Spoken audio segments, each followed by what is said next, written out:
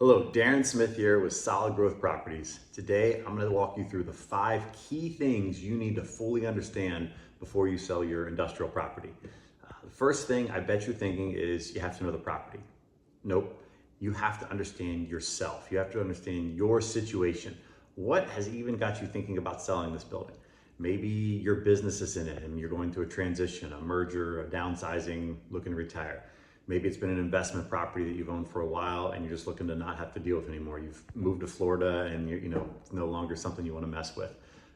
What is your situation financially to maybe reinvest in the building to sell? How much capital do you have to put into upgrades to make it as good as it possibly can be?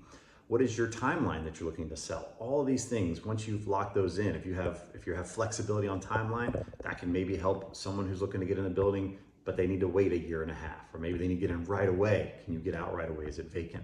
All those things really matter. Now you get to the property. What is the situation with your property? What is the condition of everything in the property? You need to know all these things when you're going to be selling the property: the roof, the HVAC, how's the parking lot, when have the office has been updated, those types of things. Are there any potential environmental issues you need to understand?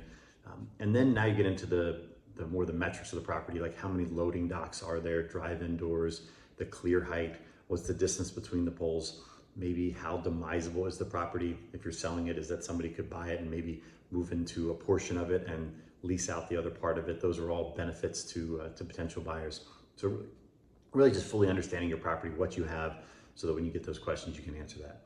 Next, you get into the market. What is going on in your area? Like, is the population growing? Is it shrinking? What's the job market looking like? Are there more jobs? Is there high demand? What is the inventory that is out there for similar types of buildings that are like yours? All those things really matter on how much demand there's going to be for that property, and knowing what's the potential timeline of the sale. Looking into comps for your property. What are the comparable properties that have sold recently that are going to let you know what the market is doing? Now, I caution you a little bit on comparables, because 2 identical buildings in the same place or your same street can sell for very different prices. And again, we talked about all those other things: the flexibility of the timeline. Maybe there was some seller financing involved. Maybe it was a related sale, it wasn't arm's length. There's all sorts of things that can impact the value that a property will sell for. Leases are a big part of that. If you have a long-term lease with a national credit tenant, that's going to raise the value. If you have a below market rent, that's going to drop the value, or something needs to be in the short term. So all those things matter. Next, what are buyers looking for in that area? Now, you know your building, you know the market, you've figured all that out, but what are the desirable features? And then how does your building stack up to that and match up to that, so that you can advertise those? Those are going to be highlighted when you're marketing this property. And then not just the property itself, but also, again, when I said know your timeline, if you have flexibility, if you can offer seller financing, those are things that buyers are going to be looking for. If you can offer partial or full seller financing, that's going to help you get more money.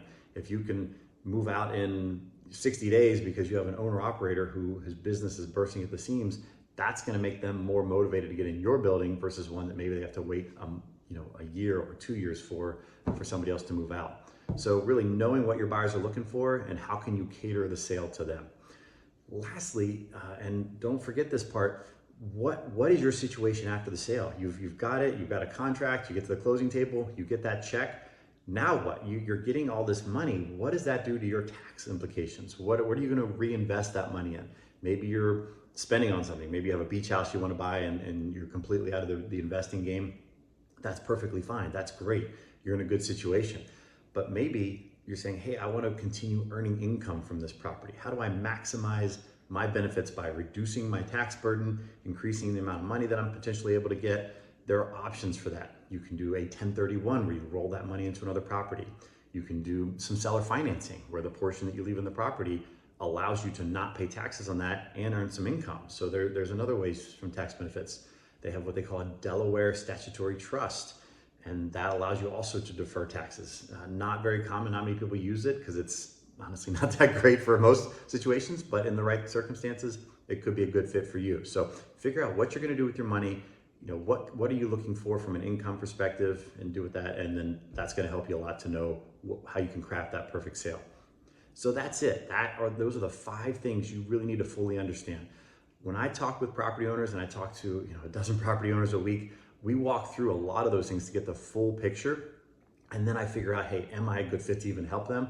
If I'm not, I give the best advice I possibly can on all of these areas, and I point them in the right direction on where they go. So if you want help with any of these steps, and I could have gone on for an hour on a lot of this stuff, I'm happy to talk you through that just to see if I can help in any way. And even if I'm not the one that buys your property, I just want to put you in a better spot. So hope that helps, and you have a great day. Thank you so much.